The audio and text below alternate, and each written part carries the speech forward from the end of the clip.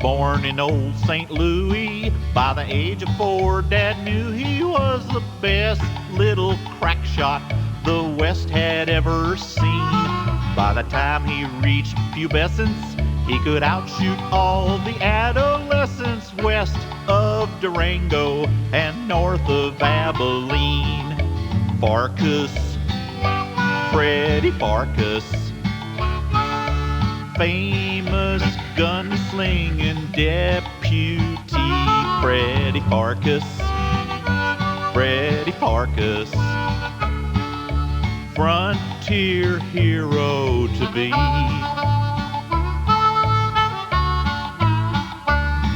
Then one day young Freddy Pharkas stared at eyes as black and dark as night, the eyes of an outlaw well known throughout the West.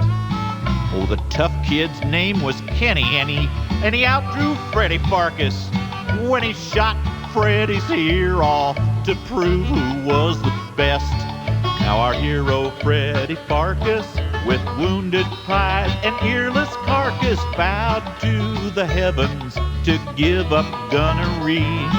He'd be better off, he reckoned, with a lifelong dream that always beckoned. Vessels, not pistols, and pharmacology. Pharkas, Freddy Pharkas, highest score on his SAT. Freddy Pharkas, Freddy Pharkas, 5-year college degree.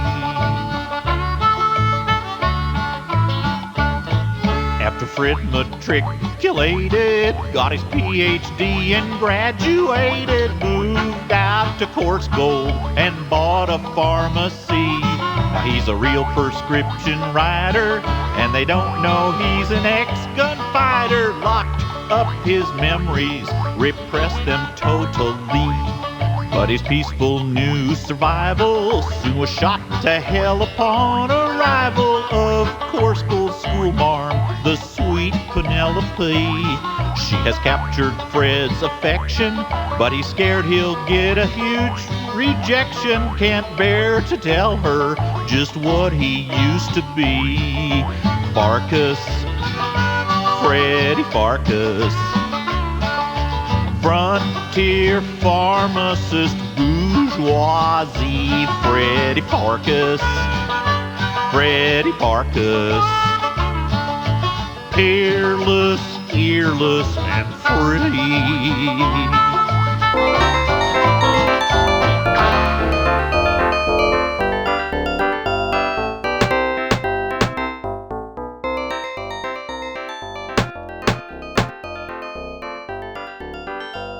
Freddy Pharkas? You was asking about Freddy Pharkas? The man what saved Course Gold, only nobody knowed it was him? Why, just hop up here on old Whitland Willie's lap and I'll tell you all about it. Ow, consarn it, a bit more to the right. That's got it. Sit right there. Oh no, thank you.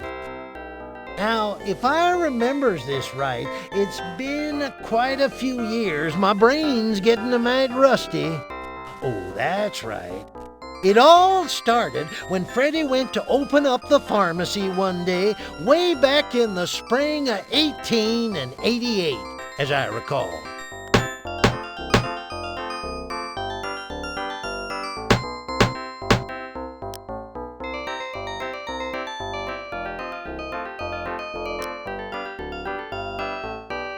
Billy, the town handyman and jack of all trades, is boarding up yet another Course Gold business, the Dirty Sheet Hotel, the finest hostelry in all of eastern Madera County.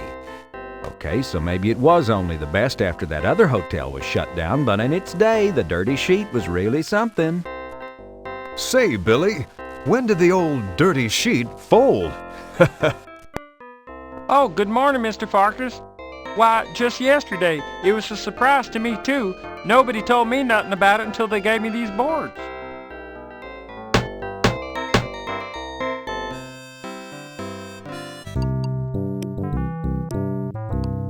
Morning, Dominic. Morning, Freddy. What's new? Let's see. I finished reading A Century of Dishonor last night. Quite impressive. That Helen Hunt Jackson really knows how to evoke an image of the white man's treachery. Do you know how many treaties your people have signed and then broken in the past 20 years alone? Excuse me, I heard someone calling me or something.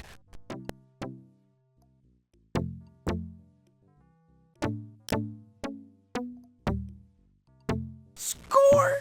You unlock the door. Ta-da! 500 points. You're halfway through the game.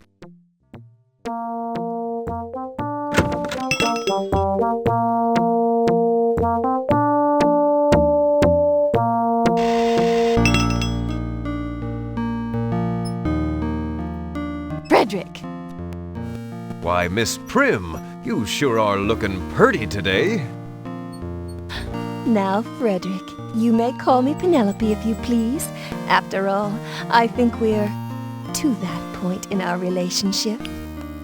She must be talking about the hayride you both went on last month, or the square dance you both went to last week, or the cow tipping expedition you both went on last night. Well then, to what do I owe the pleasure of your company this fine morning? Oh, this isn't a social call, I'm afraid. I have this rather important prescription Doc Gillespie gave me. I was hoping you could fill it as soon as possible. My pleasure, Penelope.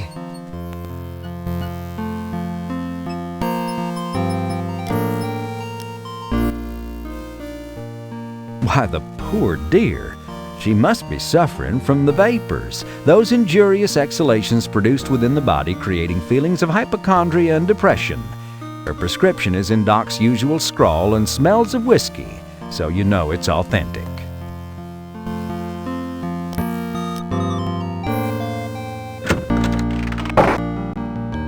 You study Penelope's prescription and prepare to carefully fill it. You wouldn't want to make a mistake with her medicine.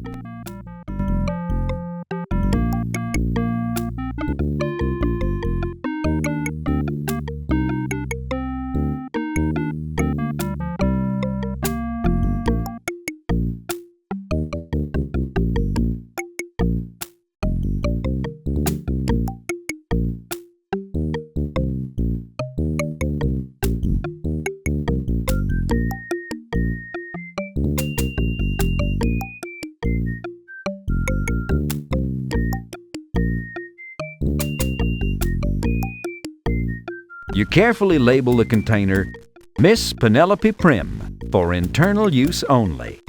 And what internals they are, you dream about them day and night.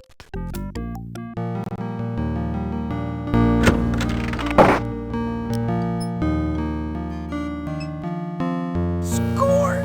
Thank you, Frederick. This looks perfect. You are a scholar and a gentleman. Aw, shucks. I'm just a poor pharmacist trying to please my favorite customer. Will I see you again soon?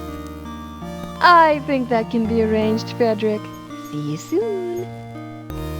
I'll be waiting. So long now, Penelope.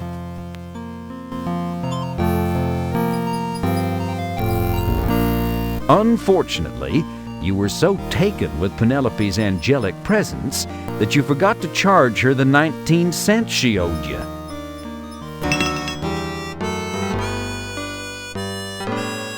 Good day, Freddy. Freddy Pharkas! Well, good day to you, Ms. Back. What can I do for you today? Well, Freddy Pharkas, Doc Gillespie, that no-good gin-soaked salt no lush, wrote me this damn prescription that'll probably cost me an arm and a leg. Here, take it. The rot gut from that old wino doctor is making my new ensemble stink to high heaven, I want to tell you. Helen Back's prescription is barely legible due to all the whiskey spots. but you eventually decipher it.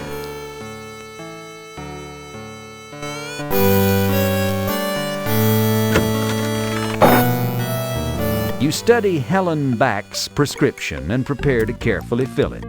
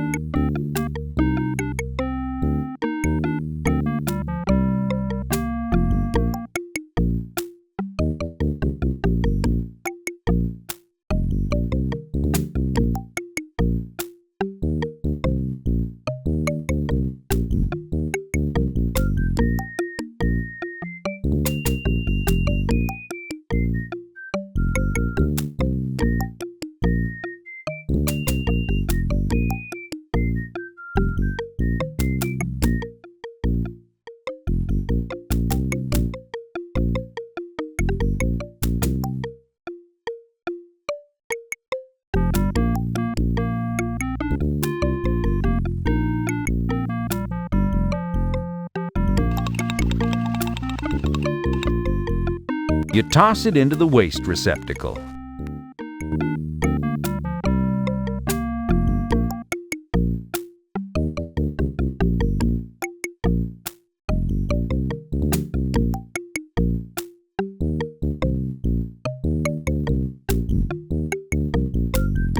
This is where you concoct all your potions, pills, and powders.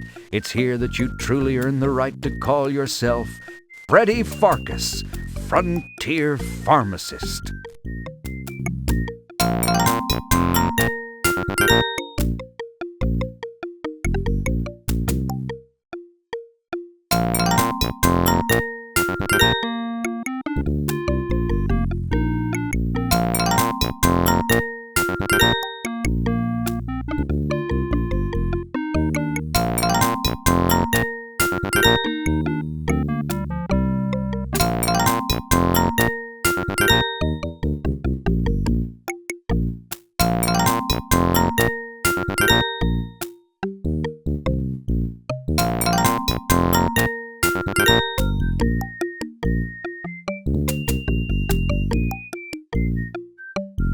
This is where you concoct all your potions, pills, and powders. It's here that you truly earn the right to call yourself Freddy Pharkas, Frontier Pharmacist.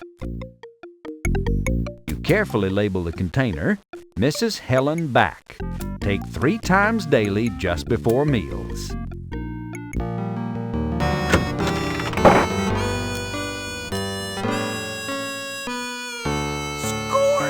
That's better, Freddy Pharkas. That'll be 22 cents, Miss Back. Y'all just put it on my tab. I don't have it with me right now.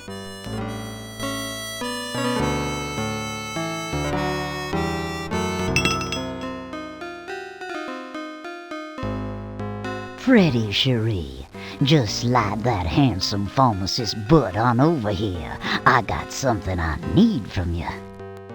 Morning, Sadie. What have you got? Well, I got a prescription here I need filled. Something that'll increase my womanly powers, if you know what I mean.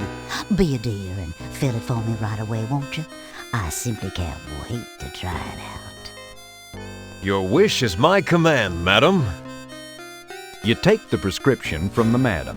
What a busy morning. You haven't had to fill this many prescriptions since Custer's troop stayed at the Dirty Sheet Hotel. This prescription is impossible to read. That's what happens when Doc writes a prescription through bleary, whiskey-soaked eyeballs.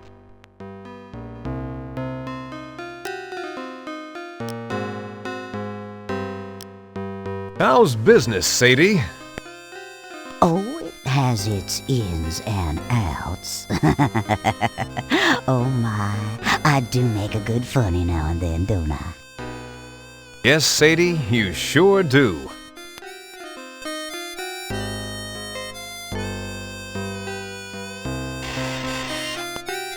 Excuse me, Sadie. I've got to run out for a bit. Hang on, I'll be right back. Okay, Freddy, but hurry back.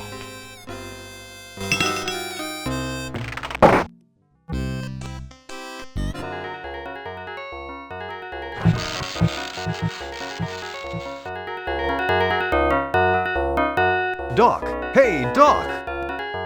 Huh? What's that? Are you drunk again? Me? Drunk? Never. I'm as sober as the day I was plowed off my ass. I mean, the day I was born.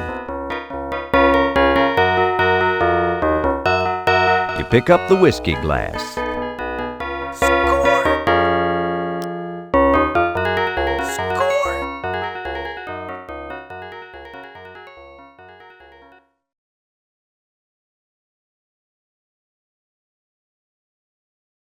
Ah, now you can see this prescription the way Doc wrote it.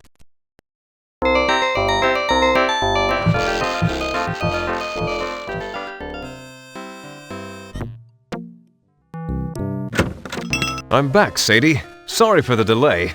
I just had to check out a few things. Perfectly okay, Freddy, hon. I was just admiring the way you display your goods. Look who's talking.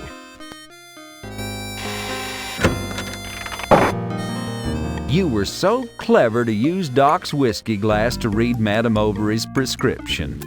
Now you prepare to carefully fill it.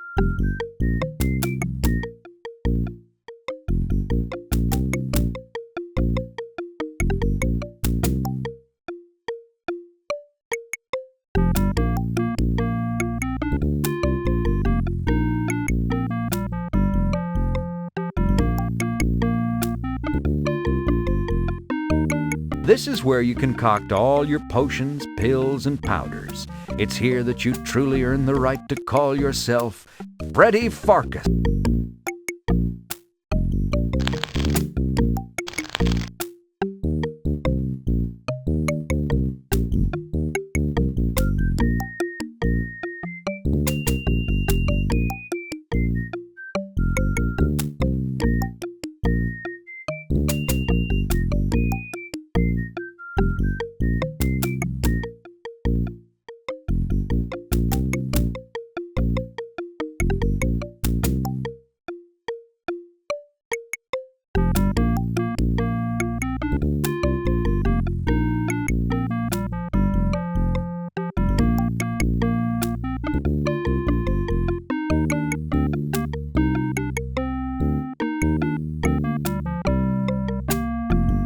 You carefully label the container Madame Overy.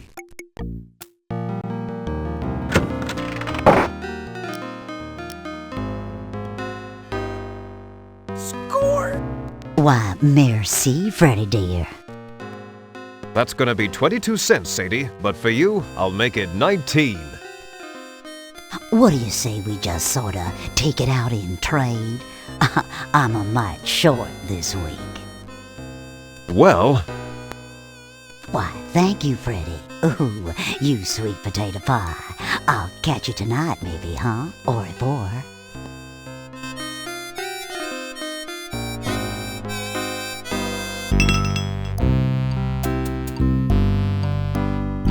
Hey, Pharkas! My butt's killing me! He does know how to make an entrance, doesn't he? Sorry to hear that, Smithy. Yeah, so give me some of that Preparation G. Score! You pick up a tube of Preparation G in the handy 25-ounce Krabby Elephant size.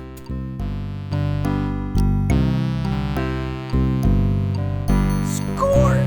That'll be 15 cents, Smithy, but I don't suppose you can pay me. Are you saying I can't pay my bills fair and square, Pharkas? Well, yeah, I'm gonna settle up tabs with you anyway, since I'm leaving town. Here's what I owe you. Smithy pays you his tab. A whole $4.87. Holy moly, a windfall! You're rich! Well, kinda, sorta. And if you takes my advice, you'll get out of this town, Pharkas. Sheriff's closing people up right and left. Something stinks. And I mean them horses, 'cause they're farting up a storm, I'm a-telling you. It was like to pass out. Somebody must have put something in their feed. I don't know what, but I'll tell you, don't go striking no matches out there. Good luck to you, Pharkas. You was always one of the good ones. Good luck to you, Smithy. Your strong back and gruff but good-hearted demeanor will be sorely missed. But you was a strangin'.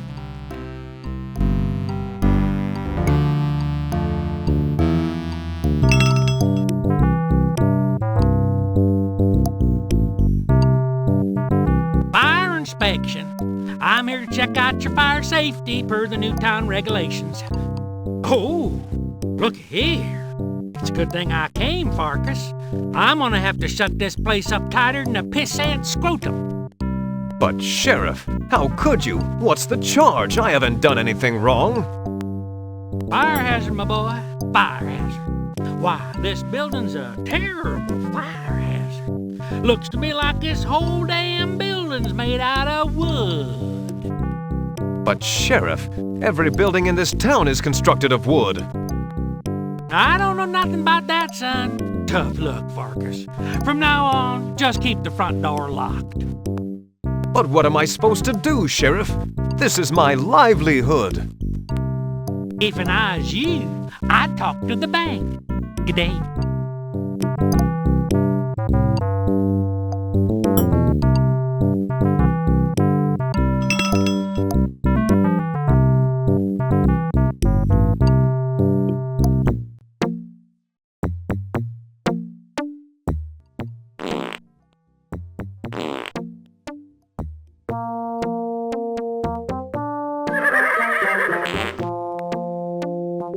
So Freddy was forced to shut down the old pharmacy again his will. But he vowed to keep the place up, knowing that someday he'd be opening it up again. Problem being, the sheriff, an ornery cuss if there ever was one, was doing this all over town. The hotel, the playhouse, the smithy, the tall and thin shop, closing them all down on some flimsy pretext. There was no telling who was going to be next. Who'd put the sheriff up to it? And what was happening with the horses, for crying out loud? It were a mystery, says I.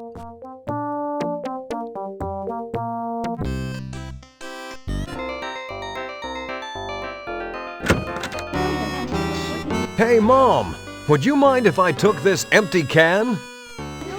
If you must, I suppose there's more where that came from.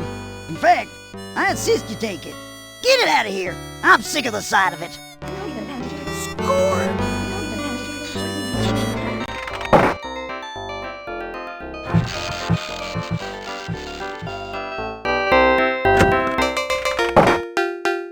Score!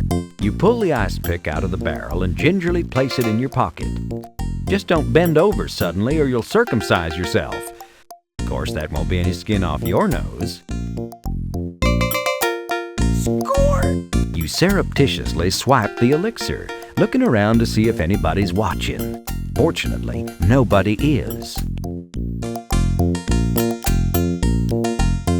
With all the precision of a serial killer, you deftly poke some holes in the tin can with the ice pick. Ha! Having accomplished your immediate desire, and in the process hopelessly dulling the ice pick, you exhibit absolutely no regard for this barren piece of locality laughingly called the environment by brazenly tossing the ice pick away. You're such a consumer. Score!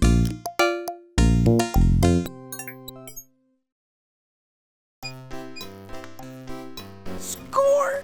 Digging through Smithy's formerly white-hot forge, you find an unused hunk of charcoal which you decide may well be of use to you. So you keep it. Score! You take the rope. Now that Smithy's closed up shop, he won't be missing it. Score! You take the leather strap. Smithy won't be needing it now, wherever he is. You drop the charcoal into the tin can. Now we're getting somewhere. Score! You slip the leather strap through the holes in the tin can. They fit perfectly. Congrats! You always wanted a tin feed bag. Score!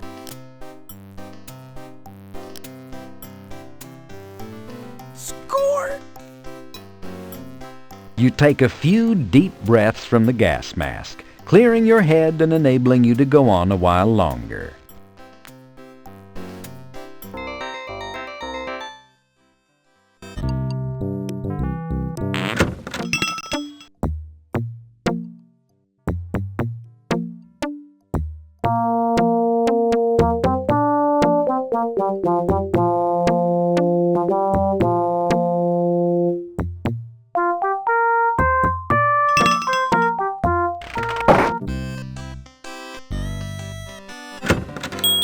The door swings open. From the back, you hear Chester's voice. Help yourself. I'll be right out. Score! You take a complimentary paper bag.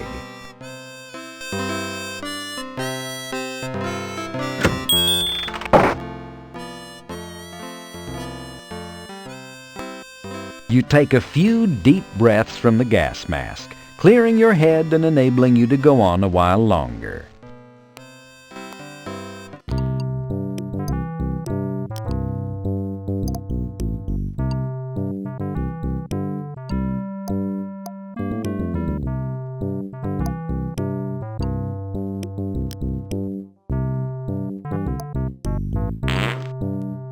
You take a few deep breaths from the gas mask, clearing your head and enabling you to go on a while longer.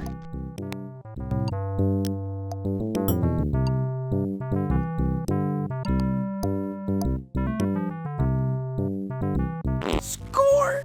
In what may well be the most revolting idea you've ever had, you hold the brown paper sack up to the horse's anal sphincter and wait. With a reverberating the horse responds, inflating your bag with a foul sample of gas. You quickly twist the bag shut to lock in freshness.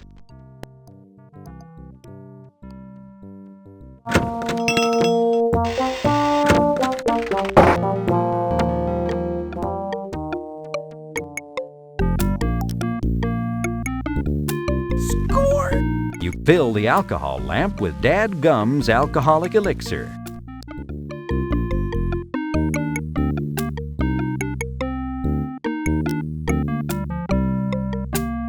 Good idea, Freddy. The spectrum lines on that etched glass viewer reveal volumes to those who know how to read. Score! You quick.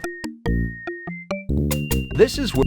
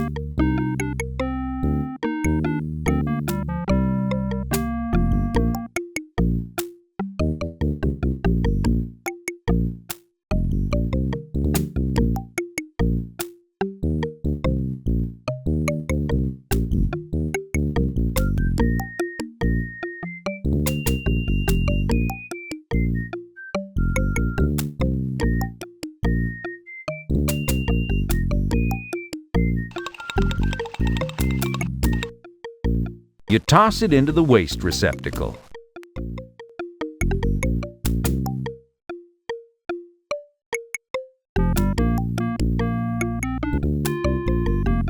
You carefully label the jar aminophilic citrate. Congratulations, you've just created your first batch of Pharkas's deflatulizer.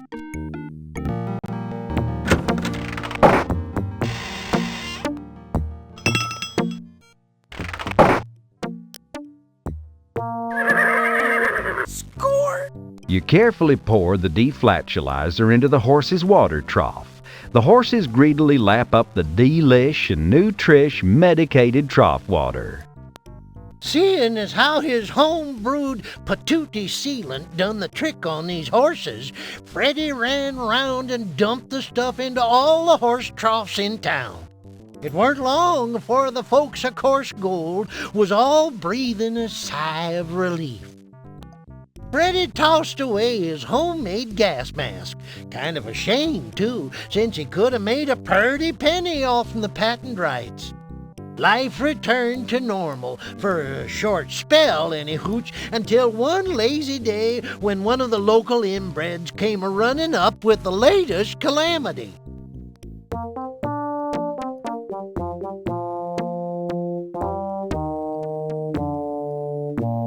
Board up your windows and doors! Lock up the women and children! Run for the border, Louise! There's a stampede a-coming! A stampede! Hurry up, Freddy! You only got a week and a half before they get here! A week and a half? They's snails! Snails? Snails? Good heavens! This is the worst thing to happen to Coarse Gold since the great hail of clams back in '83.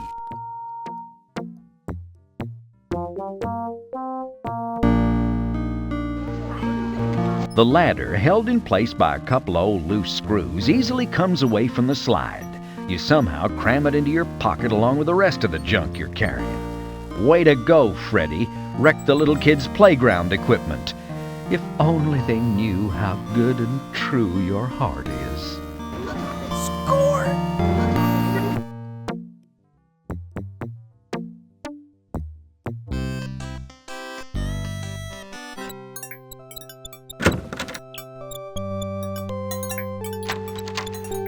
Score! You take the key to the church.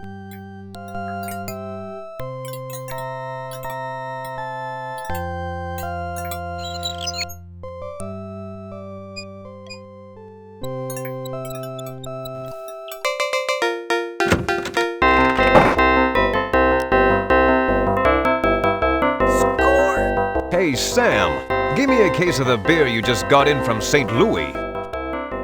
One case of lowbrow for the pharmacist, coming right up. Sam hands you a case of lowbrow, the beer that gave St. Louis blues. Now, you know that this beer doesn't come corked, right? They're using some newfangled pinched metal tops. No problem, Sam. I'll take care of it. All right, fine. That'll be $4.87. Here you go. Nice bankroll. Come back anytime.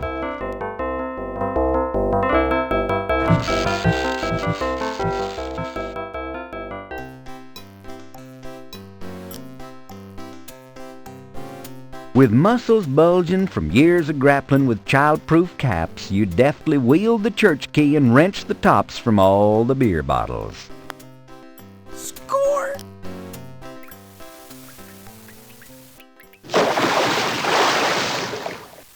Phew. That was a close one. Considering the condition of this old bridge, you may only have about 3 crossings left.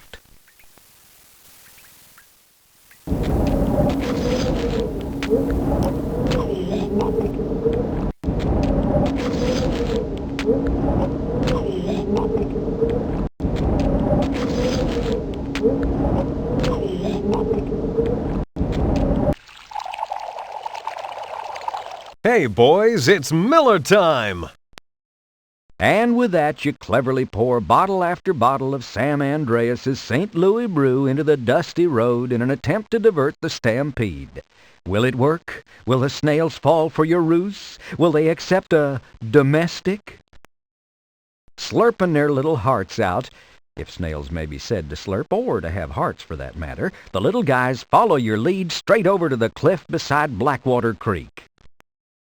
Isn't that cute? They're so gullible. Don't they look just like little lemmings marching over that cliff?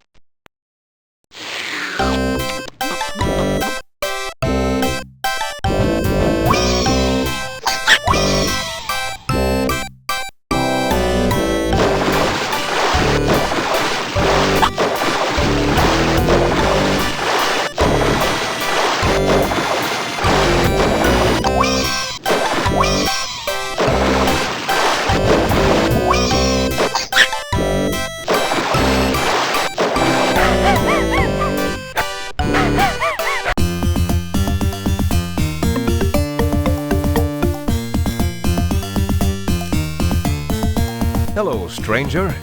I haven't seen you around these parts before. I know it's none of my business, but why are you sitting on top of an active anthill in the heat of this semi-desert sun? Oh, my formal fellow, I am but a weary traveler from a land far, far away, journeying here peacefully merely to experience the curative powers of your local mineral waters. The other members of my stagecoach party, claiming a frustration with my excessive verbosity and sesquipedalian inclinations, forcefully placed me in my current sitting position on this lovely feature of your landscape, knowing full well that because of religious reasons I would be unable to climb down by myself. How cruel those Yosemite-bound tourists are. My name is Pharkas. I own the local pharmacy here in Coarsegold. How do you do, Mr. Pharkas? My name is Srini Lalkaka Pagnish. Pardon me if I don't get up. I've been considering taking on a loyal Indian sidekick. I'm seeking a new assistant down at the pharmacy. Would you be considering a relocation to this area?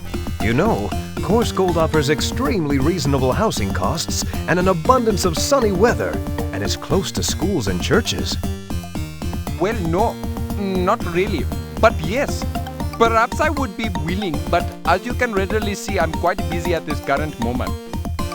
Have you considered climbing down and walking away? I cannot possibly do that. Life is sacred. If I were to move, I should indubitably injure some of these small six-legged life forms. I'm sure someone will come along soon to the aid of me. I'll see what I can do, Srini.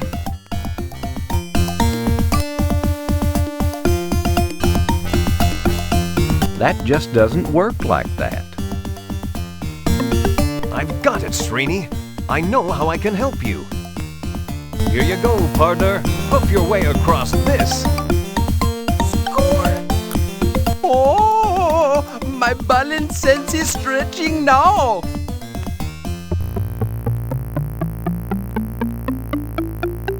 You made it!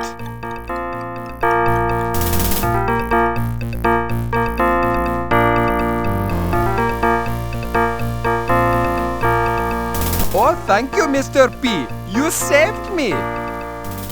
Please don't call me that. Thank you again, Mr. F. I am so much grateful. Oh? Grateful enough to accept the assistant's position I mentioned earlier? I could really use some help around the shop. I would be honored. Where do I begin? So Freddy headed on back to the pharmacy, followed by the eternally grateful Srini Lakaka Bagnish. Seems like Freddy not only found himself a new assistant at the pharmacy, but also a good friend as well. So as my assistant, I want you to help me around the store. Clean up, you know, the usual chores. Oh, I would be highly gratuitous of your bending over to display me such a position. Would you be offering as well a form of payment? I'll pay you 10 cents a day and all the Rustler's Stove chocolates you can eat.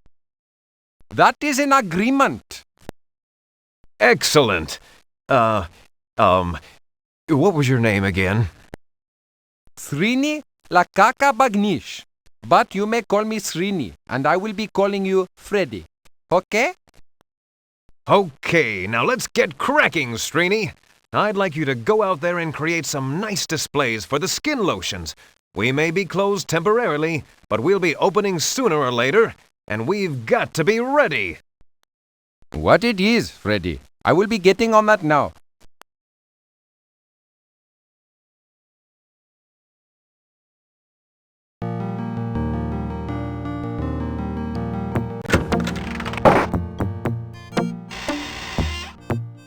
Mind the store, won't you, Srini? I'm off to uphold justice and stuff. Okie the dokie.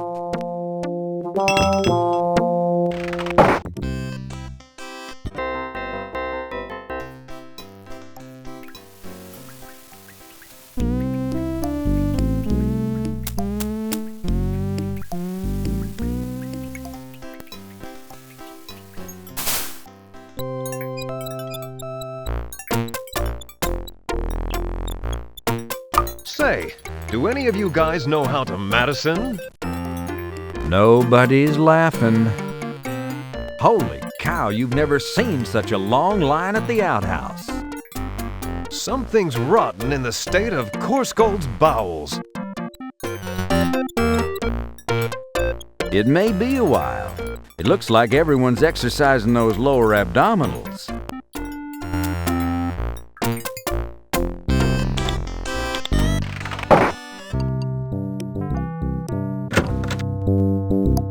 Sheriff, I know you couldn't care less, but folks around town are having some sort of mysterious stomach ailment. Well, guess the water in these parts is done gone sour. Ain't no surprise, really. It were bound to happen sooner or later.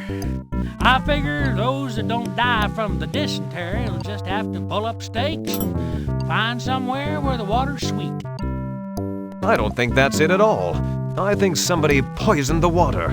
If you were any kind of sheriff, you'd look into it. Like you know anything about being a sheriff. Besides, I know the water ain't poison. I had some myself a while ago.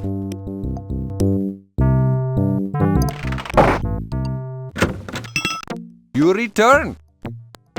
Yep. It is good to look upon your eternally smiling countenance of face again. Yeah, I've missed you too.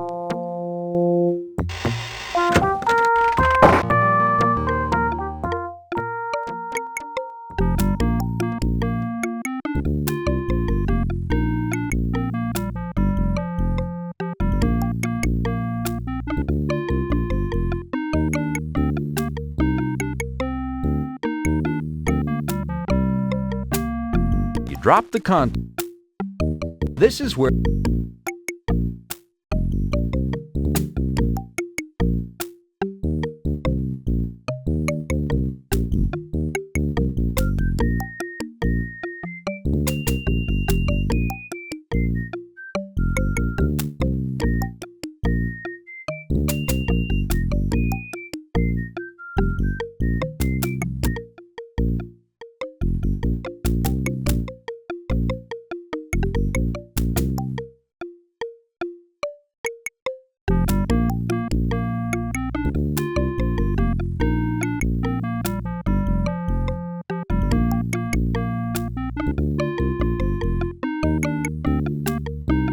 The chemical warms slowly over the alcohol lamp. Now it's getting pretty hot. Good thing your calluses are thick. Chemical rapidly reaches a full rolling boil. You quickly lick your fingers and pinch out the alcohol lamp's flame.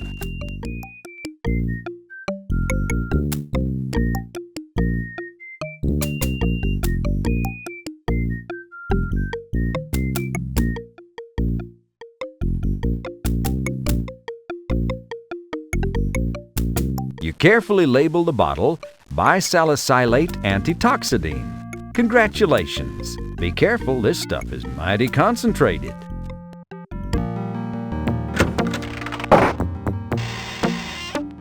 Mind the store, won't you, Srini? I'm off to uphold justice and stuff. Okie the dokie.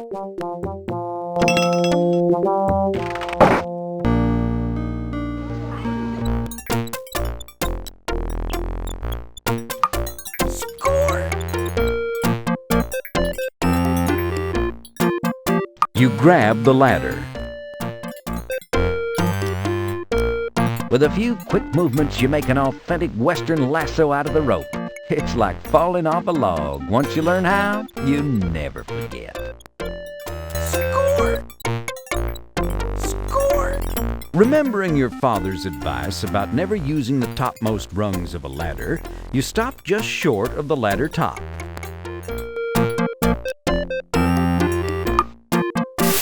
You snare the tower top. The crowd eats it up. Who's the schmuck with the rope? Be careful you don't put an eye out. Score! As you reach the top of the water tower, the crowd cheers. Thank God, it's Freddy. We're number one. We're number one. What are you gonna do now, Freddy? I'm going to Sierra Land. Boing! That one hit a 9.0 on the free plug-o-meter. You can't seem to...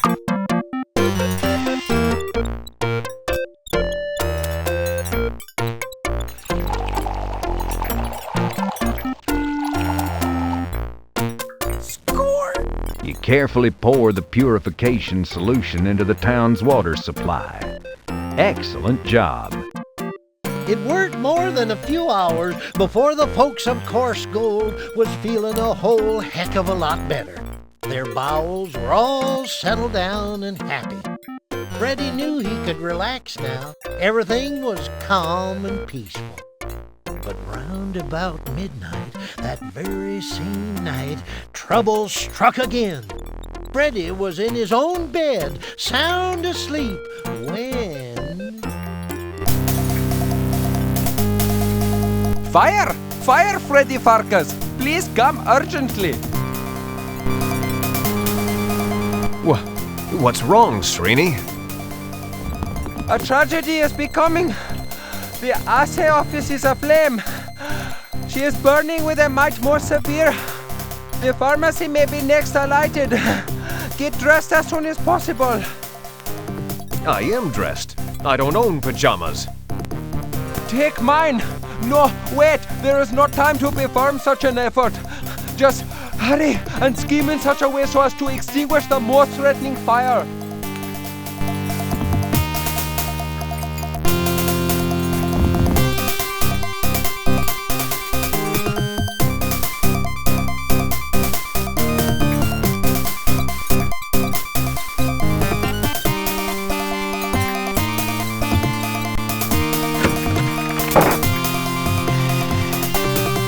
Mind the store, won't you, Srini?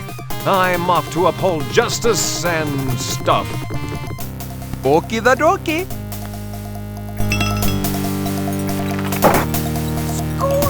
Summoning up superhuman strength, you heft the huge pile of baking soda. Then, with a horrible wrenching, tearing sound, you cram the sacks of baking soda into your pants pocket. The old abandoned assay office is ablaze, threatening to burn down not only itself and your pharmacy, but the whole town.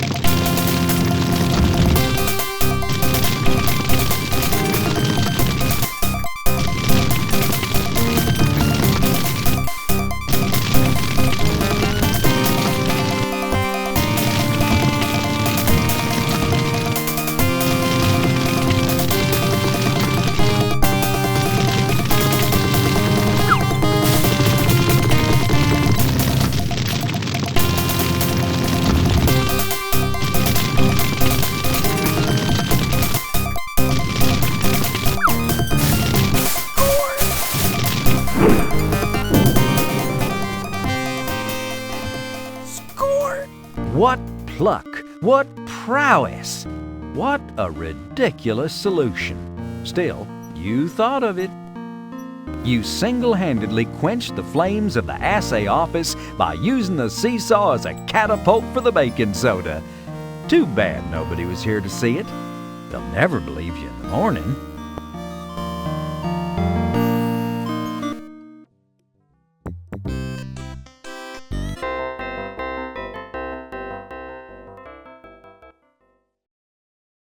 The boss is more than a little upset. Seems that our friend has been thwarting every plan so far. Yep, something's gotta be done about it. Absolutely. Now, let's get down to business. What is the best way to get rid of our little problem permanently? How about hanging? Oh, too quick and merciless. Poison? Nah, too unsure. Ancient Egyptian dagger. I can't find mine. Got one on you? Not at the moment. It don't matter how we do it, so long as we do it soon. And we don't want no proof it was us, neither. And nothing to connect it with the boss. Excellent thought. And the boss has arranged for a bit of muscle to come in and make sure the entire town's cleaned out PDQ. We'll be rid of that do-gooder and all his flea-bitten friends in no time.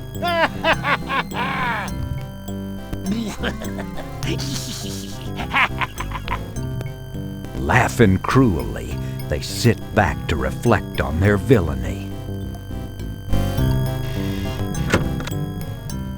Score!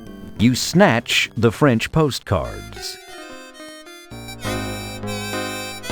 Howdy, Chastity. Howdy to you, you big old sloppy hunk of manly macho woman-loving man. Laying it on a little thick tonight, aren't we? Yeah, business is slow, but I gotta keep in practice. Evening, Purity. Evening, Freddy, darling. Has Madam still got you under lock and key, or you gonna let us get a hold of you one of these days, big boy? I'm afraid I'm all hers, for the time being. Well, if you ever change your mind, honey, you know where to find us. Mm-mm. And when, and how often, and for how much. Howdy, Miss Virtue. You sure are a vision of loveliness. Thank you ever so much, Freddy. And you, sir, are a study in buff. What does that mean? Just that you're the manliest prescription-filling man I did ever see. Oh, thank you. Bah-ha-ha-ha-ha-ha. Translation. How much do you charge anyway? Translation. I'm sheep at twice the price. Ba-ba-ba-ba-ba-ba. Translation. Sounds like a deal. Translation. Yes, I cost next to mutton.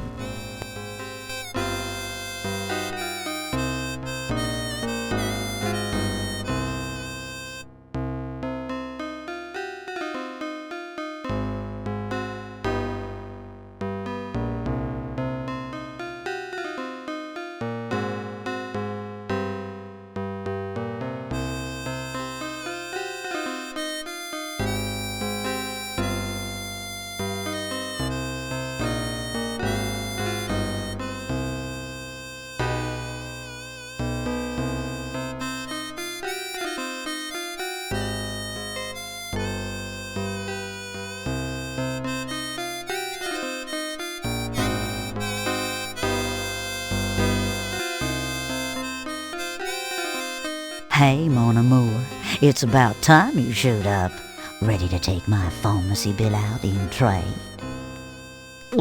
Sure. Then get over here before I have to come get you, little pumpkin.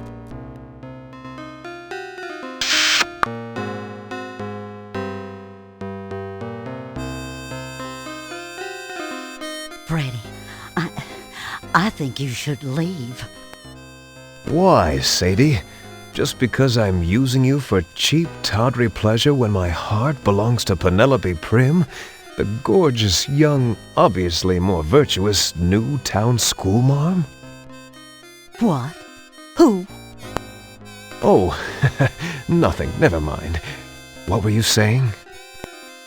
Oh, I was just saying I think you should leave. Leave town, that is. Oh, it's so tragic. Freddy, there's just no easy way to say this. The girls say the sheriff and the banker talk in their sleep. They hate you, Freddy. They want you dead. They're out to get you. Something about you foiling the plan and how they had to get you out of the way. You have to run, Freddy. You have to get out of town by sundown. Now, don't you worry, Sadie. I've been doing a pretty good job up till now, using just my wits and my pharmacological knowledge, haven't I? I'm not gonna just turn tail and run and leave you and Penelope and Coarsegold behind me to fend for yourselves. You're not listening to me, Freddy Pharkas. There's man a-comin'. Man with guns. Big guns. Guns with long barrels. Long, hard barrels. Long, hard, steely barrels. And low-slung holsters and... Oh, sorry. Sadie, snap out of it! Oh, sorry. I was just visualizing. Anyway, you'll never be able to outthink men with guns. If you're set on staying in town, you'll have to, go back to your old ways. That's out of the question. I left gunslinging behind me years ago. I'm not like that anymore, and I don't want to discuss it. Stop it. You gotta choose, and that's all there is to it, hon. Either leave town and save your hide, or pull yourself together and face reality. Quit talking about potions and liniments. They're not gonna stop no bullets. It's time to get off of your cute little butt and give these men a taste of frontier justice. Now, what are you gonna do? I don't know. Hold me, Sadie. Press me to your ample bosom, and let me decide tomorrow. You got it, hon.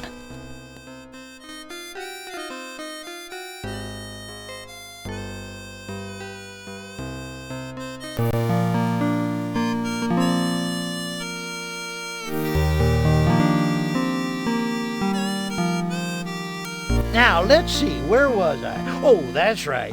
Madame Overy begged and pleaded with Freddy to either leave town or take up his old gunslinging ways, something which Freddy was just a mag reluctant to consider. So they decided to sleep on it, and though they didn't get much sleep, Freddy did mull it over somewhat. The next morning, he decided to... Maybe I better... Wait, maybe I better... Never mind. Just go on.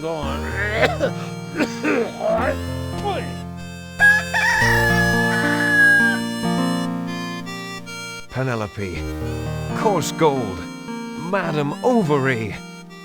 I know I've got to get out of this town before they gun me down, but I can't. Coarsegold's my home, and darn it to heck, I'm not gonna let some cheap criminals run me out of my home.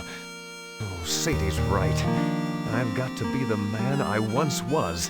I've got to dredge up my ugly past, meet it square in the face, stare it down, pick it up, dust it off, fluff it up, and put it on again.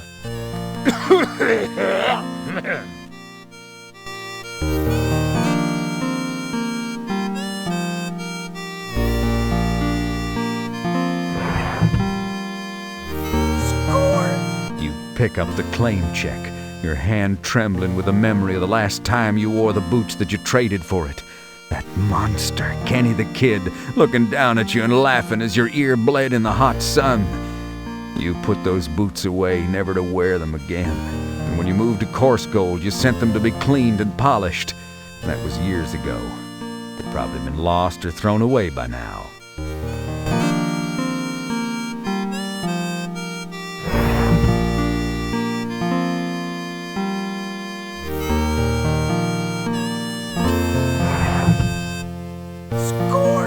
you take the key.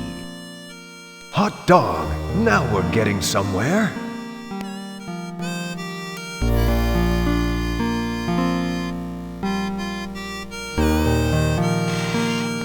Taking a serious look at yourself, you decide you like what you see. Score! You take your old gunslinger clothes and your good guy model Stetson hat. The armoire door is wide.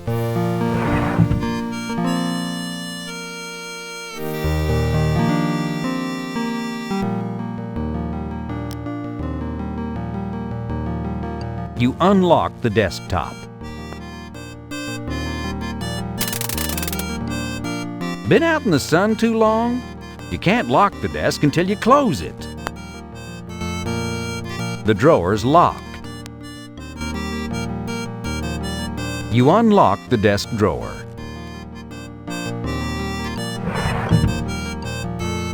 Score! You take the letter out of the drawer.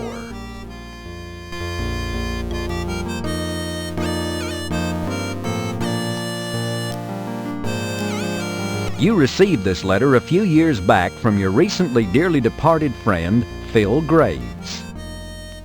Dear Freddy, thank you so very kindly for your gracious hospitality during my recent convalescence. The floor of your workroom proved a comfortable bed, and the stale pharmacy goods you fed me staved off starvation quite adequately. I must admit to being a little curious of your request that I retain your safety deposit key for you. I cannot imagine what you have secured in that bank vault that could create such strong feelings of both revulsion and endearment.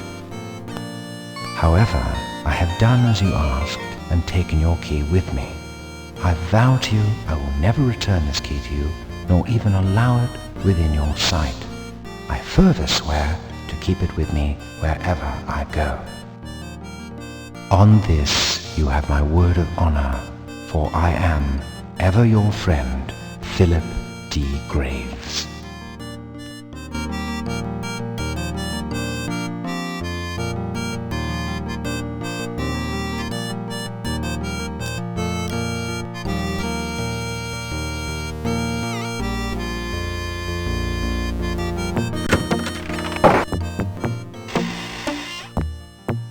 Mind the store, won't you, Srini? I'm off to uphold justice and stuff. Okie dokie.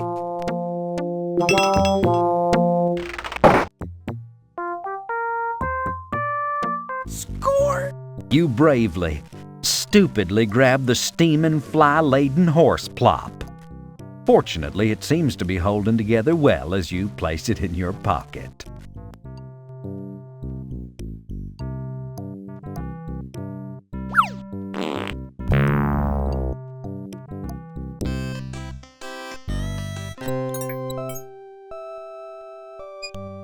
Score! Glancing furtively around to see if Doug's within sight, you grab his shovel. Hey, is there life after death?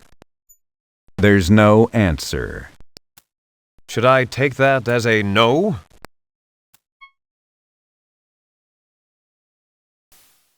Looks like your dear friend Philip has passed on.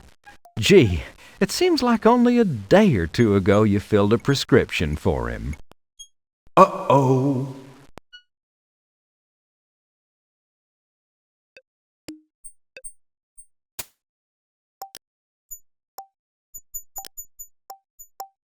Score! You start to dig up the freshly laid grave. Muscles that haven't been used in years begin to groan and whine. But with the gritty determination of a professional grave robber, you toil on. And on. And on.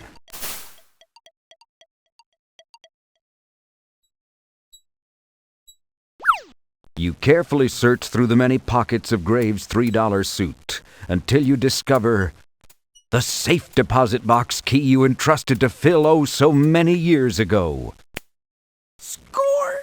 In a touching display of emotion and a hidden desire to carry a little less around with you, you fold up Philip's letter and place it under his folded hands. I guess this makes Phil a correspondence corpse.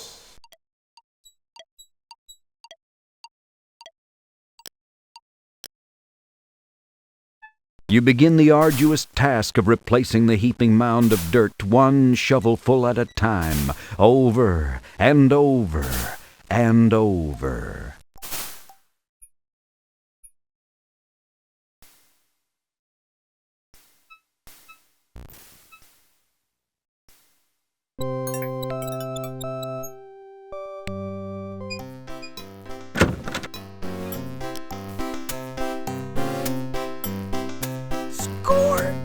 You hand the safe deposit box key to PH Balance.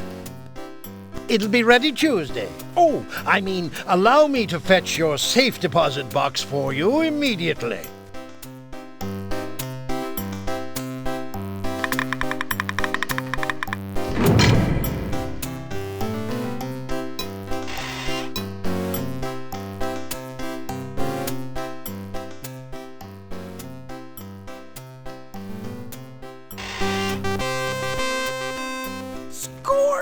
You lovingly lift your pistols from the box where they've spent the past decade. Score! You take your lucky neckerchief out of the safe deposit box. Now you're really beginning to feel lucky. Wait a minute. The last time I wore this was when Kenny shot off my ear back in St. Louis. Well, okay, so maybe it's not that lucky a neckerchief.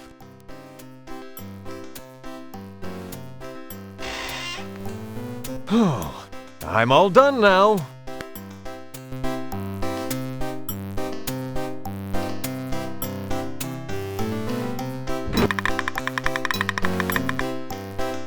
Thank you for using the Bank of Bob.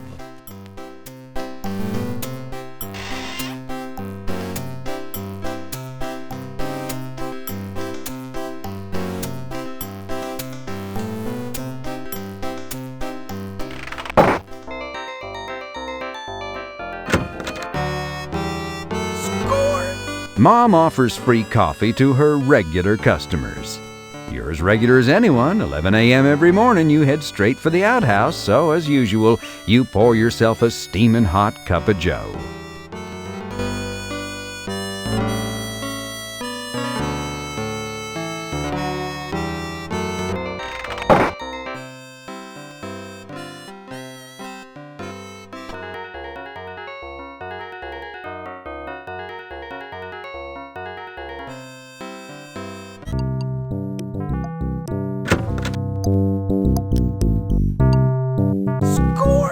Say, Sheriff, I know how much a law enforcement person like yourself enjoys a good hot cup of coffee every now and then.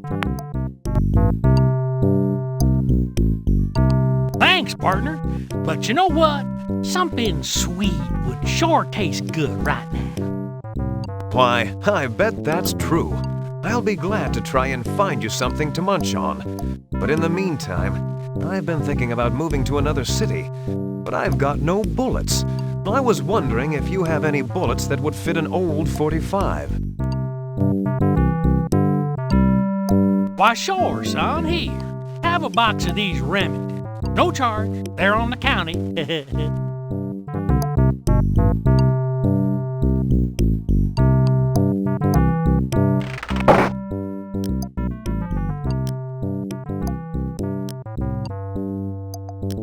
You slip the bullets in the chamber as the old memories come rushing back. And a few featuring you and your first cousin out behind the barn when you were both curious 8-year-olds.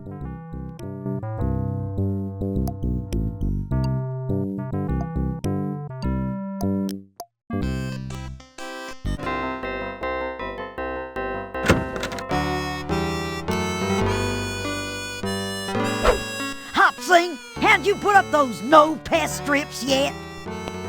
Sorry, Mom. They're on order. Look what you've done! Freddy Pharkas, I'll see you run out of town for this! Hopsing, hop to it! Get out here and clean up this mess! Damn these flies! Oh, you're in big water now.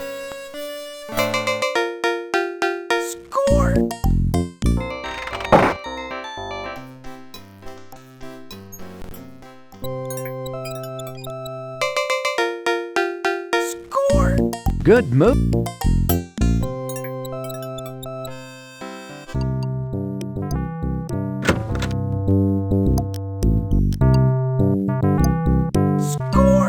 Here you go, Sheriff Shift. I found some of Mom's nice hot apple pie for you. I know how much a law-enforcing person like yourself enjoys sweet, fatty breakfasts. Well, thank you. I've been so hungry, I could have ate a bar. This'll sure go good with that cup of coffee you brung me earlier. Sheriff, do you have anything I could use to clean these old guns of mine before I leave town? They're mighty dirty, and I want to be prepared for my long journey.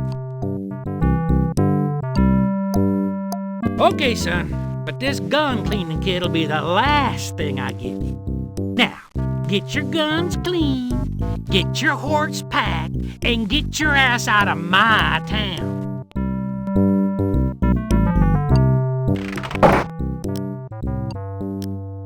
After removing the bullets, you clean and polish your pistols till they shine like a coarse gold kid with his first passing grade. Good thing you removed all that rust from your barrel. The damn thing could have exploded right in your face. When you're done, you replace the bullets in the chamber. Score!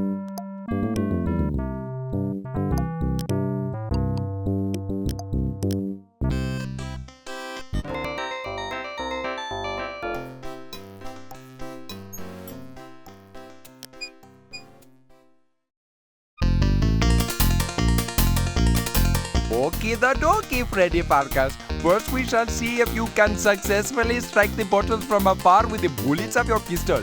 Then I will toss the bottles up in the air and you may try to hit them in flight. Good luck and may the best man win.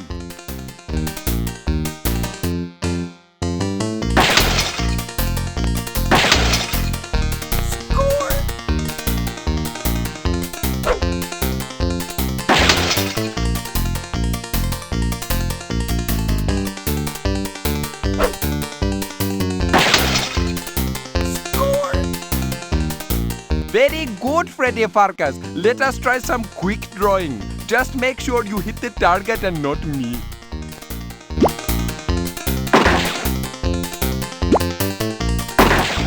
Score! I'm applauding myself inside. Now for the big challenge. 6 bottles all at once.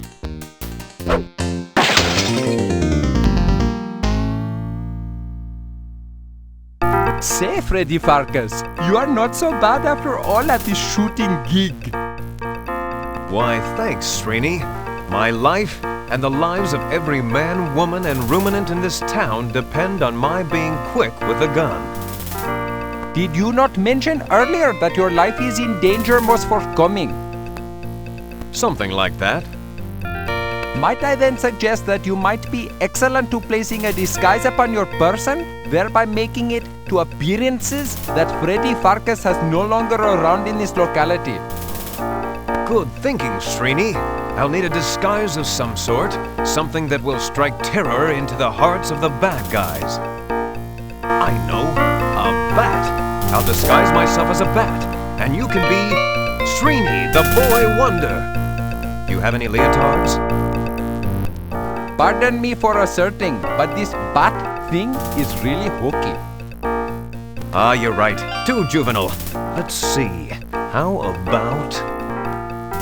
Might I suggest a skin-tight costume with flowing cape and placed upon the manly chest thereof a large F for Pharkas? Nah, that'd never work. I don't want people to know I'm Freddy, remember? Then perhaps you are needing to do something about that right ear.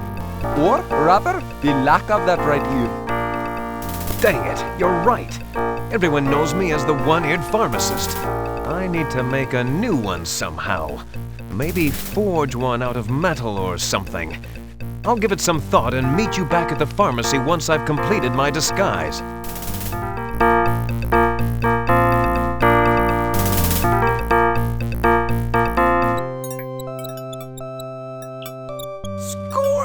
You would never dream of stealing a candle from a church, but they wouldn't miss one of those puddles of candle wax.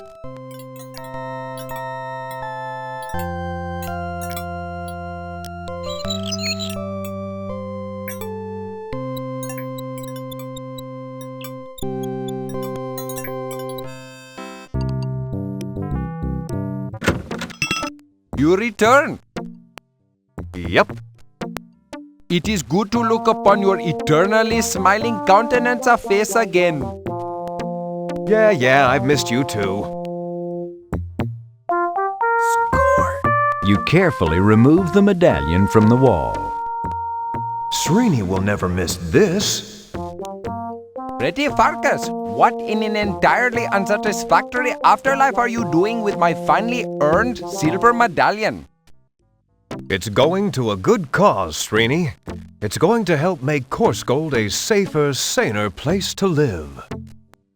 I am hoping so, Freddy, for all the sakes. Mind the store, won't you, Srini? I'm off to uphold justice and stuff. Okie dokie.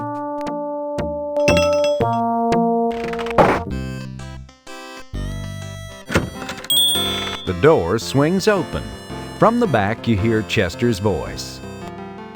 Help yourself. I'll be right out.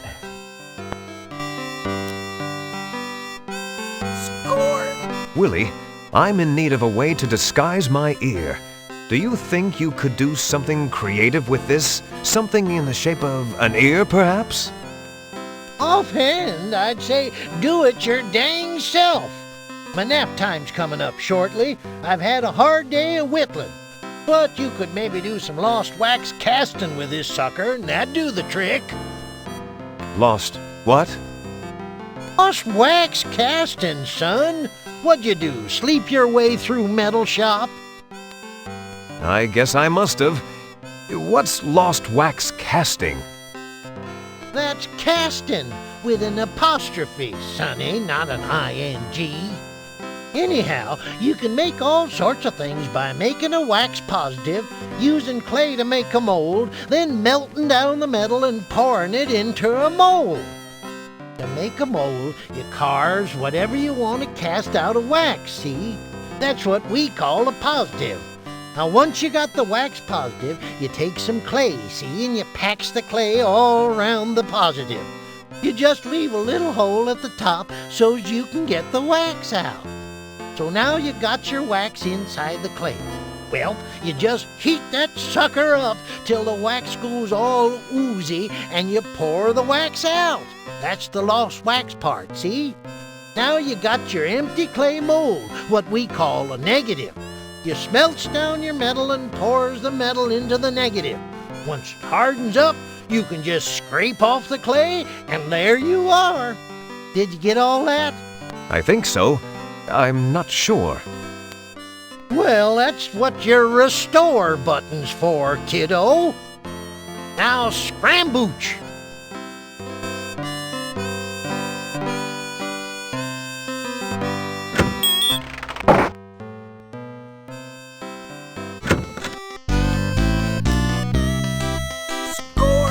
Sal, do you still have that pair of boots I dropped off for a shine? I know it's been about 6 years now, but I just remembered I left them here. Let me see. What's the number on this claim check? Let me look under the counter here. Yep, still here. Have 'em ready for you next Tuesday. Oh, never mind. I'll just take them as is. Don't worry about the storage charges, okay?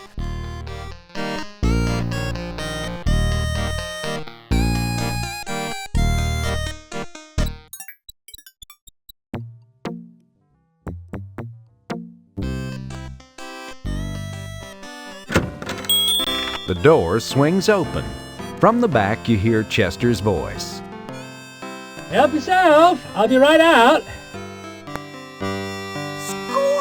You borrow Whittlin' Willie's knife for a while.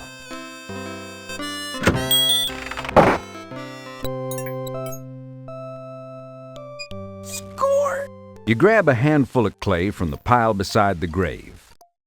Well, you never know, it could come in handy.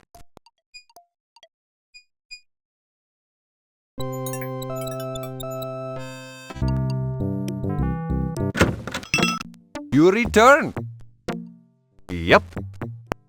It is good to look upon your eternally smiling countenance of face again.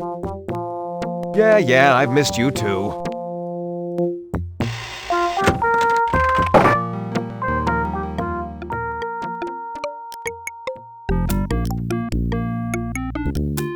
With your newly acquired whittling skills, you carve the candle wax into the shape of an ear, one that should theoretically attach snugly to the remains of your original ear. But now look at the gunk on Willie's knife. I'll toss this knife over here where Willie might find it. He'll probably think he dropped it here. Yeah, sure.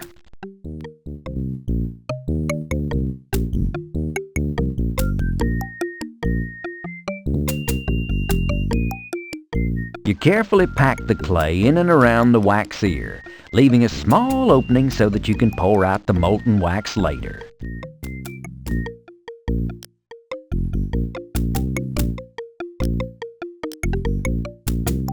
The wax in the mold slowly starts to melt.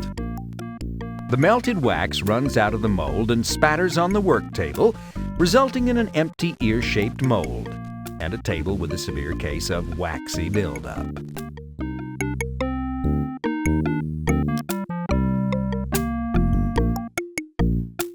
The silver medallion slowly begins to melt. The medallion is nearly completely melted now. You now have a crucible containing molten silver. You quickly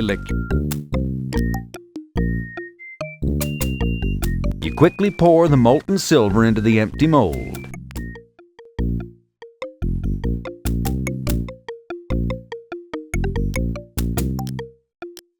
You scrape the clay off and discard it, leaving you with a gleaming silver ear. Beautifully done. With an ear like this, you could, dare I say it, rule the world! Score!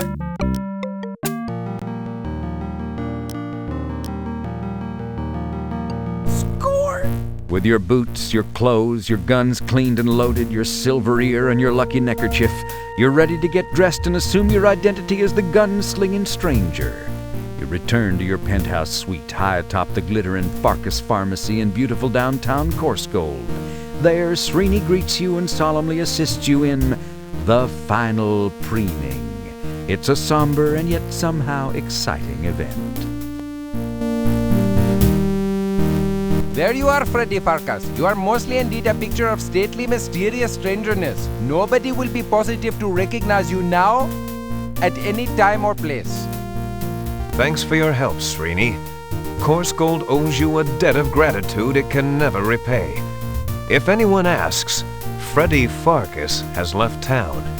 And if I don't come out of this alive, the pharmacy is yours. That is of a true generous nature you are displaying, Freddy Pharkas. As for me, I would like to open a pharmacy on the reservation among my people. But whether that is fated to be or not is in the hands of someone who is not I. Luck be with you, Freddy Pharkas. I am proud.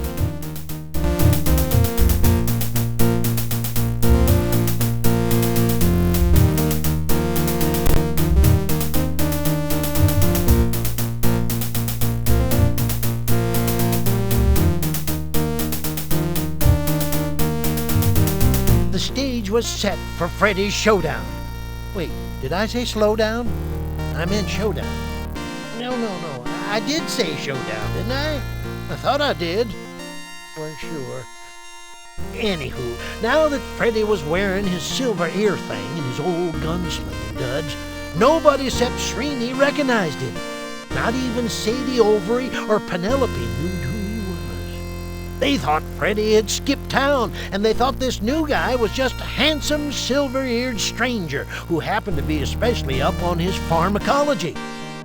Now, Freddy didn't have a lot of time to lose because things in Corsgold was getting worser and worser.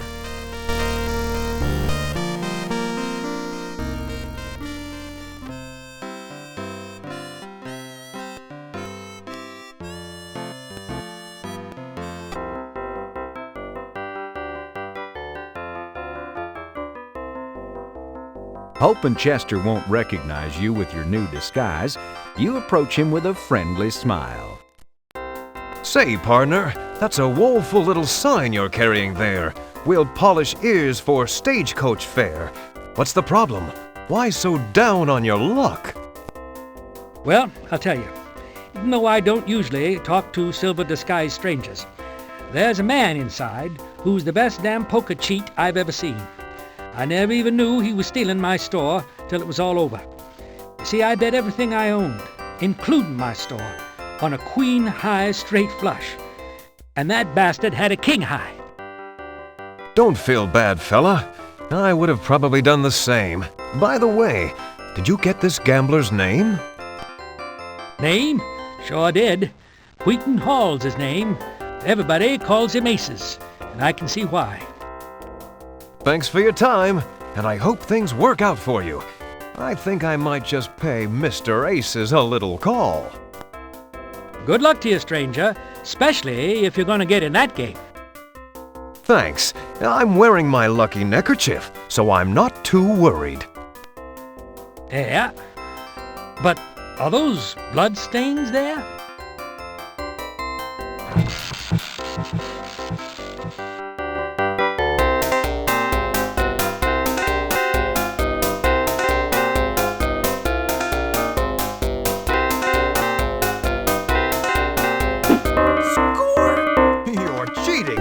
That's a fake left hand.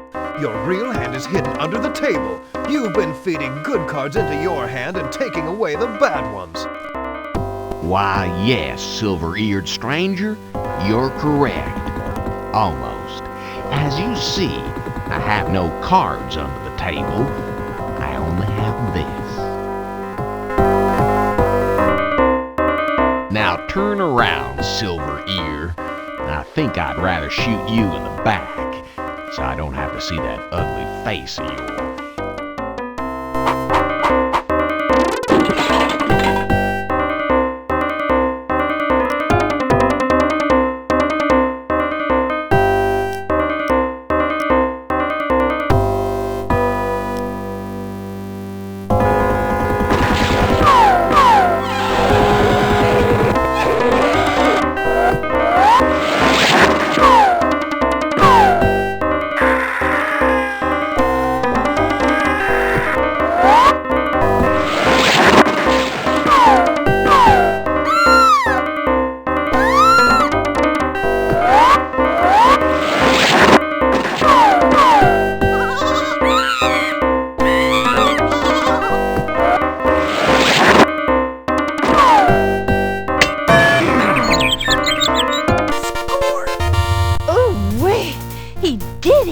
What a manly man. Riverboat gambler in the corner pocket. Yee-haw! I could have done that if I'd wanted to. I just didn't feel like it. That's all. Now, when the townsfolk caught wind of how Aces had been cheating, the sheriff had no choice but to arrest him and return all the deeds. But wouldn't you know, no sooner had one brouhaha died down than another flared up.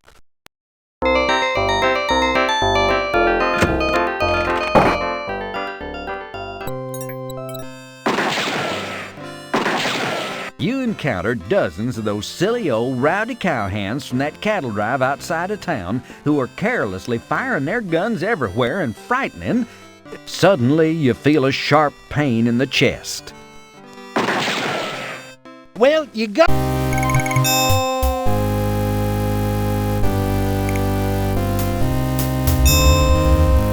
Now...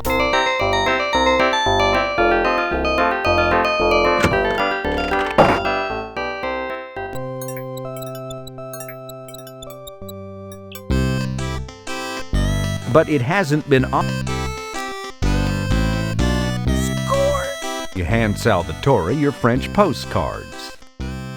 Your customers may not be able to read, Salvatore, but I bet they would enjoy looking at pictures. Oh, no, they're not interested in... Wait a minute. What in the hell are those girls doing? I'm not sure, but I don't think it's legal on this side of the Sierra Nevada. Well, no, your exceptional generosity's got to be reciprocated. Could I be interested you in a free shave? No, thank you, Sal. Then how about a free wisdom tooth extraction? Oh no, mine are already out. Had 'em pulled in the dental department while I was in college. Needed the extra money for tuition. Okay, well then, let me see. What I got in here that'd be a suitable swap? Aye, there we go. Take this bottle of that newfangled nitrous oxide I got off the Fars Welgo wagon last week. Ain't none of these guys around here wants to be the first man too sissy to stand up to my forceps for a little old tooth pulling. Why, thank you, Salvatore. Perhaps I can use this in some of my experiments.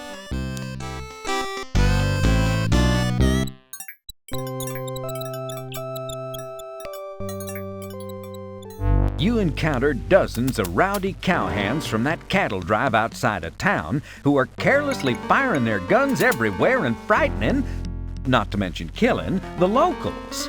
They shout, "Let's stampede the women and rape the cattle!" Luckily, the rowdy cowboys don't notice you from down below.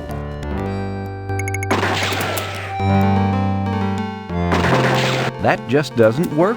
Let me outscore!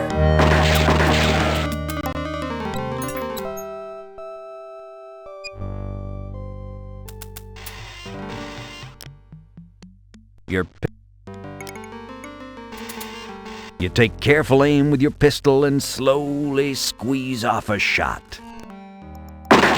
You did it! You shot off the canister's valve. Score!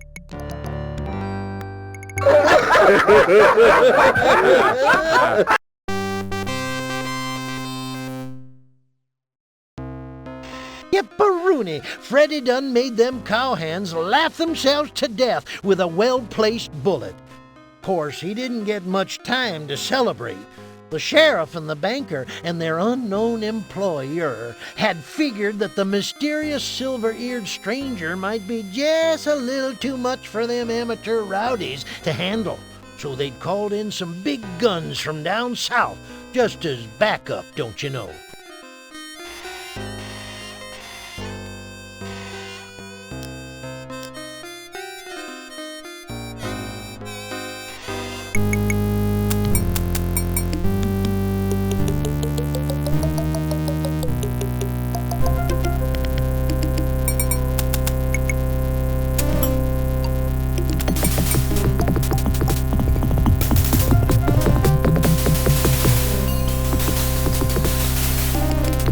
Hey, knock off the sound effects already! What's that rotten smell? Oh no, it can't be. You recognize that smell from your old days as a lawman. More dangerous than Jesse James. Meaner than Johnny Ringo. Deadlier than William Money. More fun at cocktail parties than Rooster Cogburn. It's the legendary Lever Brothers. Yep, it's us, handsome silver-eared stranger. And we're here to put you 6 feet under. Under what? Your fervent prayer is that your few minutes of target practice with Srini will be sufficient preparation for odds like this.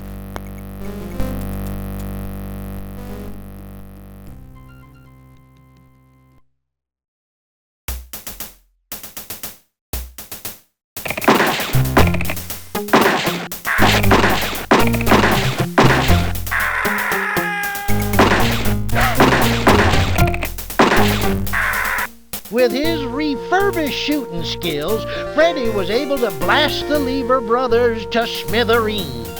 Now, with those varmints out of the way, Freddy figured that was the end of the story, that somehow the Lever Brothers was responsible for everything that had been going on in town. But Freddy was wrong. The Lever brothers had been hired for the task of getting rid of Freddy by whomever had hired the Callahan, and whomever was in cahoots with Sheriff Schiff and P.H. Balance. And no sooner had Freddy's guns stopped smoking than he heard a familiar twang and a few chords of someone's theme music. What was that? Could it be? No. What would he be doing way out here in the middle of nowhere? You haven't heard that chord in years, and yet here it is again, strangely recognizable after all this time. In your heart you know it must be him, and yet... How did he find you? Will he be fooled by your disguise? Does he still eat paste? Kid, I want you out of town by sundown. Well, sure, stranger. I'll be riding out of town well before sundown, leaving your sorry carcass for the buzzards to pick apart. Will not. Will too. Not. Two. N-E. I refuse to play this juvenile word game with you. I refuse to play this juvenile word game with you. What are you doing now, repeating everything I say? What are you doing now, repeating everything I say? So that's why they call you Kenny the Kid. Because you are nothing but an immature little child, an anal retentive case of arrested development, with an unresolved edible complex and probably codependent to boot. You were a punk when I faced you back in St. Louis, and you're still a punk. Say your prayers, outlaw. Say your prayers, outlaw. Now cut that out. St. Louis? I didn't know anybody with a silver ear in St. Louis, yet somehow you seem vaguely familiar. Maybe we'll have time to compare yearbook photos. In hell!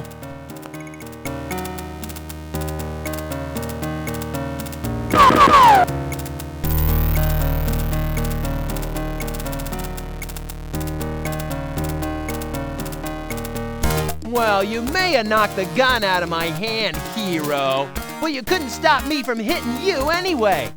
Sorry I got a mite sloppy when I pierced your ear. Looks like you'll bleed to death in a few seconds. Guess now I can tell Penelope that you won't be interfering with her plans anymore. Penelope? What did he say? Your head's swimming, but you're sure he said Penelope. Could it be her? Could she be the cause of all this? Score! You weakly pull the neckerchief from around your neck. Score! You place your lucky neckerchief on your ear and press on it to staunch the flow of blood.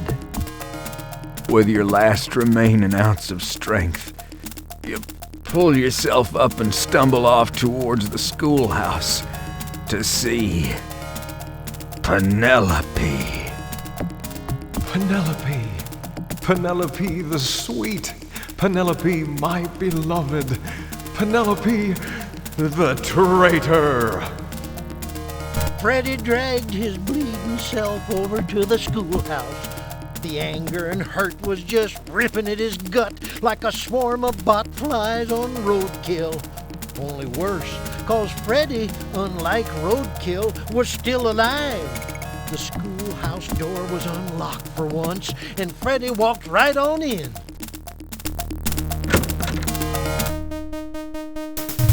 When Freddy stepped inside, Penelope was standing at the desk, packing in a hurry. She didn't even notice him come in.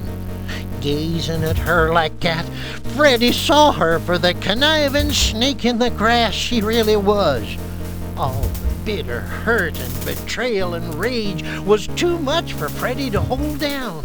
It churned around inside of him and finally welled up, bubbling to the surface in a furious storm of outrage. Hey, Penelope, what gives? Oh, Why, it's you. The silver, handsome-eared stranger. Handsome silver-eared stranger, you mean? Oh, right.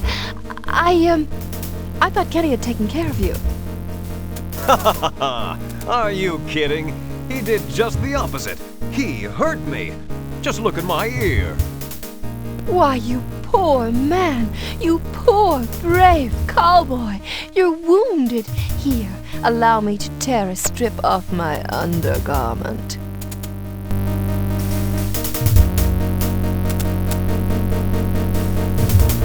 Penelope slowly moved her hands up to her bodice and began to carefully unbutton it, one button at a time, staring straight into Freddy's eyes. You know, ever since I saw you capture that big, bad gambler at the saloon, I've been thinking about you. Thinking about how I wanted you. She slowly slipped her hands under the fabric. Could this be my Penelope? Is it hot in here? Or is it just me? And what's with all this echo? Thinking about how I needed you. And before Freddy knew it, Penelope yanked a derringer from her bosom and aimed it at him. Dead, that is. Drop him, gunslinger! Now!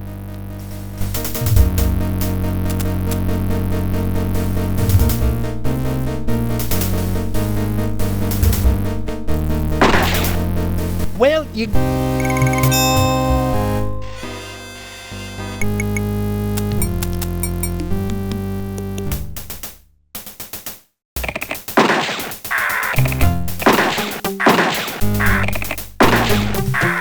with it, but... What was that? Could it... Kid...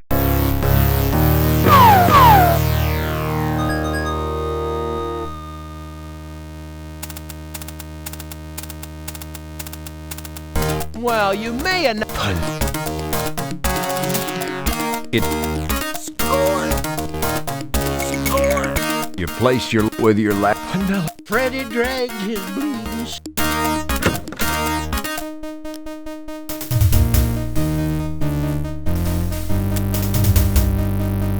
Hey...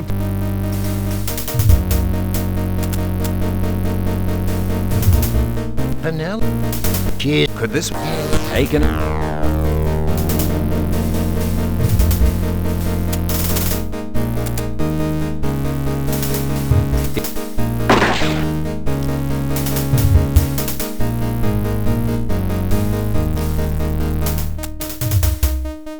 When... Hey...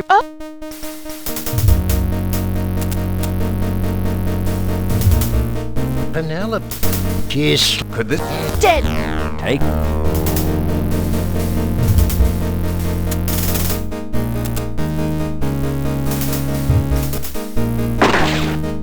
Well...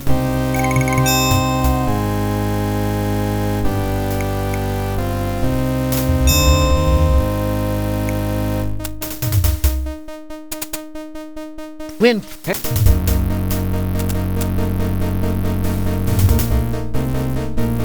Penelope... She's... Dead!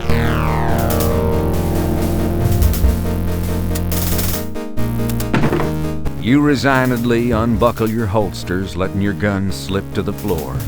Penelope appears to relax a little, but her finger is still on the trigger of the derringer. Looks like she might shoot at any moment. Score! You grab the slate and whip it around just in the nick of time. As you bend down to pick up your gun belt, Penelope hurls the derringer straight at your head.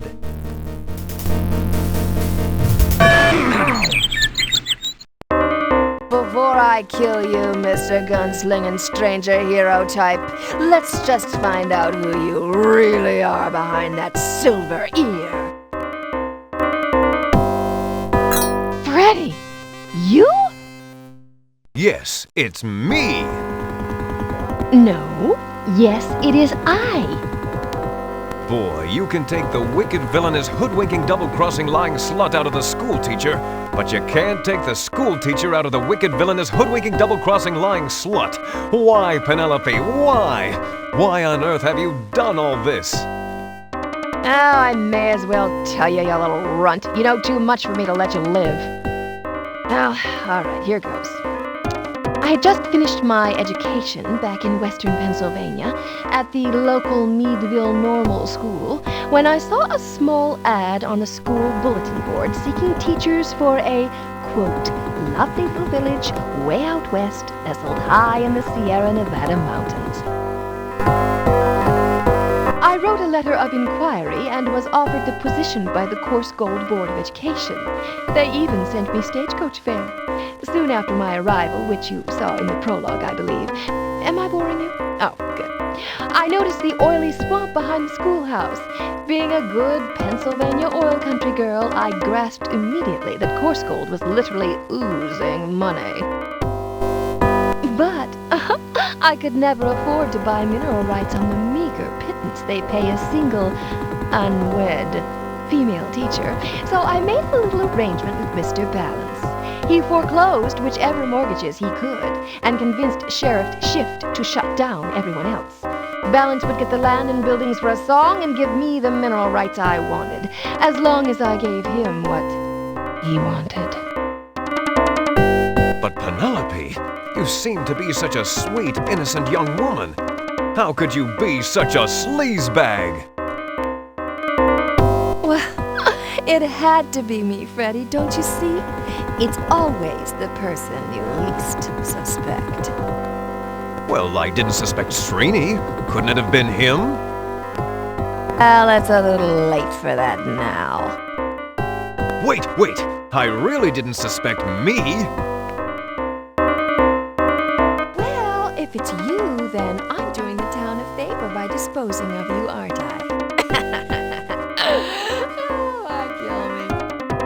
Penelope eyes the lantern sitting on the newel post.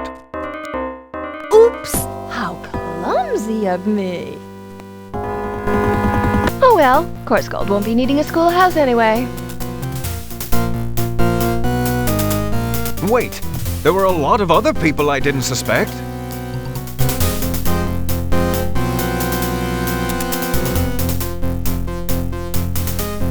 You scooch the chair closer and closer to your precious silver ear and just manage to snag it. Score!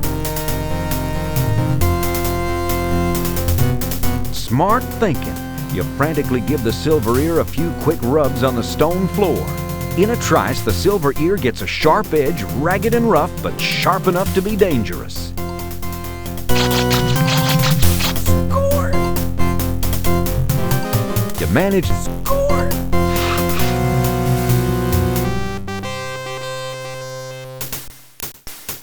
Justice will be done, madam. Damn, I knew I shouldn't have wasted my time packing those student folders. I shall allow you to choose the manner of your demise. Say what? Oopsie. Sorry, you took too long to decide. Penelope grabs one of the swords off the Civil War display above the blackboard. Score!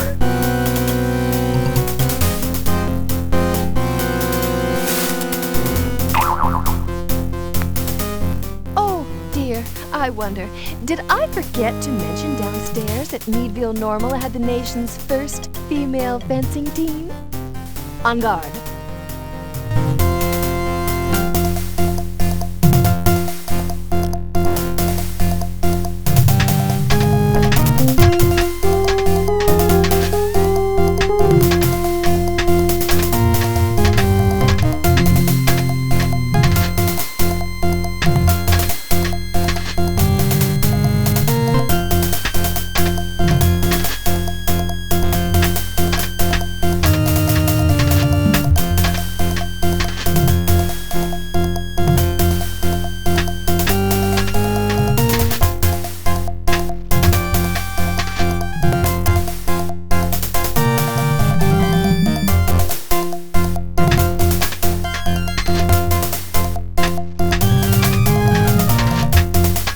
Curses, you foiled me. It's not a foil, it's a saber. A foil is straight and has two sharp edges, unless it's the smaller French foil, which is dull and is used chiefly for thrusting. A saber, like this one, is curved and has one sharp edge.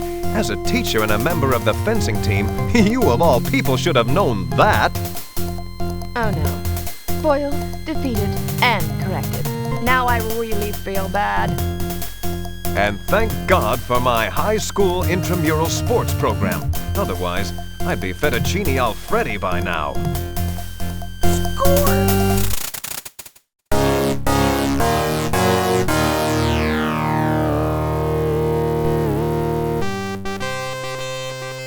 Hey, it's you! I recognize you now from the old neighborhood. Freddy something. Good to see you again, Kenny. I hope I didn't hurt your hand out there in the street.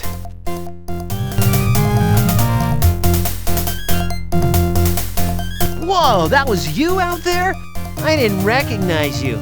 Have you done something with your hair? No, not my hair, Kenny, but this!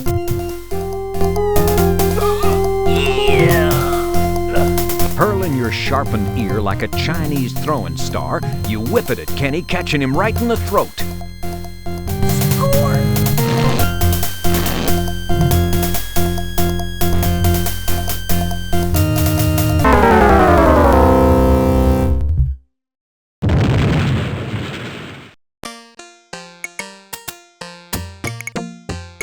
Yes, sir, by gum, by cracky. With his one good ear all mangled and grody, Freddy managed to leap from the schoolhouse just seconds before it went up in the biggest conflagration coarse gold had ever seen.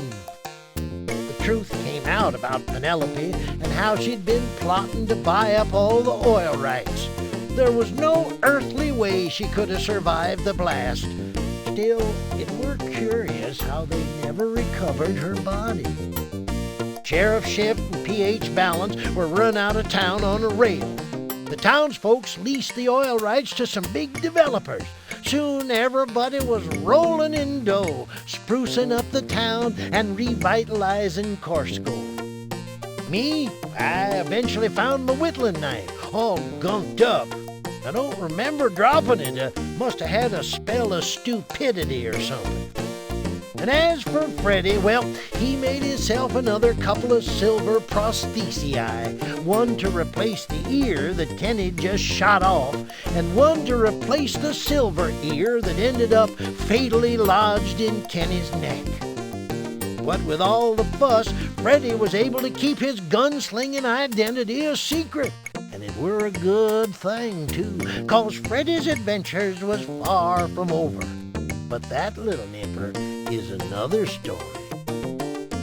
Now get off my lap. You're starting to compact my vitals.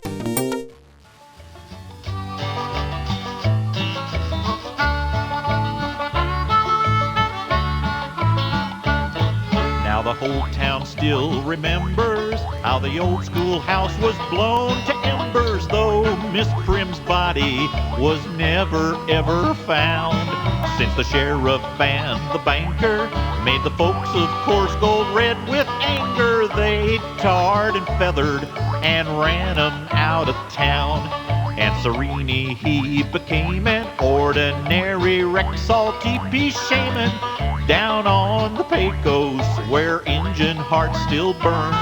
While the townsfolk safe from danger talk about that silver earlobe stranger. Where did he come from, and when will he return?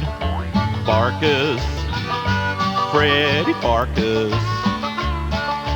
Black gold fields were his legacy. Freddy Pharkas, Freddy Pharkas. Peerless, earless, and free.